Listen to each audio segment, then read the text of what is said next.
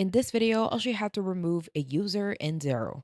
Once you are on your Xero account, the first step is to head over to the top bar, and on the left hand side, you will see your profile, or what we call as our business name, and you want to click on the drop down.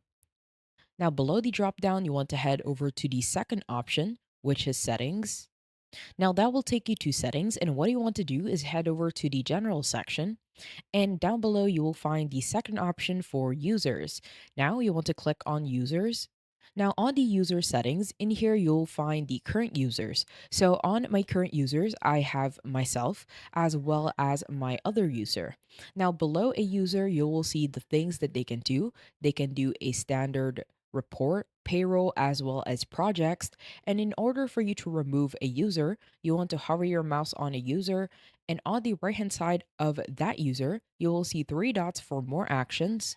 And in here, you will have two options, either to change their permissions or to delete the user.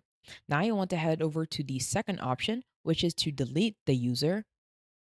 And once you do that, a pop-up will show if you are sure if you want to delete the user. So just simply head over to the red button and click on Yes, Delete User. Once you do that, a pop-up will show at the bottom and the left corner stating that the user has been deleted. I hope you found this tutorial helpful. Please let me know if you have any other questions in the comment section below, and I will try my best to help you out.